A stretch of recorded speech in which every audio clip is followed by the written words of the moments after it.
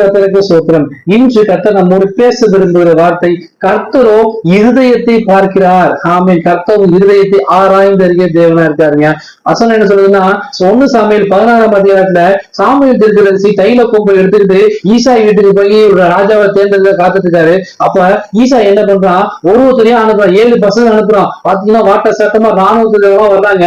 அப்ப கர்த்தர் சொல்றாரு, இவனா சரீர வளர்ச்சியை பார்த்து இவனா வேண்டியவாரு.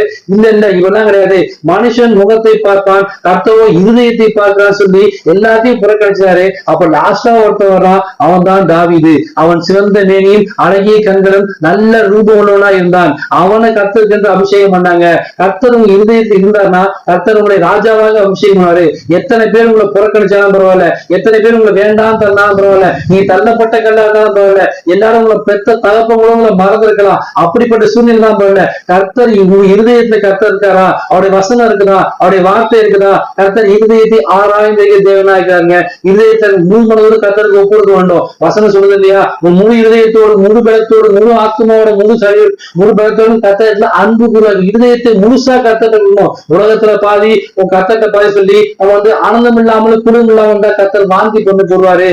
உலகத்தை புறமை தள்ளிவிட்டு சிலுவை நோக்கி கர்த்தரை நோக்கி நம்ம இருதயத்தை முழுதா அவர்கிட்ட கொடுக்கும் போது நம்ம இருதயத்தை அவர்கள் வாசம் செய்யும்படி நம்ம கர்த்தர் நீர் சரீரத்திலிருந்து வாசம் செய்யுங்க, நீ வாசம் செய்ய ஆலயமா சரீரம் மாற்றுன்னு சொல்லி கர்த்தருக்கு முழு இருதயத்தை கொடுக்கும் போது அவர் இருதயத்தை ஆராய்ந்து உங்களை ஆசீர்வதிக்க தேவனாக. சாதாரண ஆசீர்வாதம் இல்ல, ராஜாவாக ஆசாரியாக ஆசீர்வதிக்க முடியாத சமஸ்த இஸ்ரவேலுக்கு ராஜாவாக தாவீதை மாற்றார் இல்லையா, அதே போல உங்களை அபிஷேகம் என்ற தைல கொம்பினால் அபிஷேகம் பண்ணுவாரு. சவுலுக்கு தைல குப்பினால் அபிஷேகம் பண்ணாங்க, ஆனா தாவீதுக்கு தைல கொம்பினால் அபிஷேகம் பண்ணாங்க. கர்த்தருக்கு இருதயத்தை கொடுத்தீங்கன்னா அவர் உங்களை அபிஷேகம் பண்ணுவாரு. உங்களை கொண்டு பெரிய காரியங்களை செய்வாருங்க. நீ உன்னோட செய்யும் காரியம் பயங்கரமா இருக்குன்னு சொல்லிருக்காரு இல்லையா, நீங்க சாதாரண ஆளாகலாம், சாதாரண வேலை செஞ்ச ஆளாகலாம், எல்லாரும் மறக்கடிக்கப்பட்ட குடும்பத்தை எல்லாரும் மறந்துட்டாங்க, எங்க யாருக்கும் தெரியாது, நான் சாதாரணமான ஆளு சொல்லி நீங்க வெறுக்கப்பட்ட ஆளாகலாம், ஒதுக்கப்பட்ட ஆளாகலாம். கர்த்தருக்கு இருதயத்தை கொடுங்க, கர்த்தர் உங்களை அபிஷேகம் பண்ணுவாரு, ராஜாவாக அபிஷேகம் பண்ணுவாரு.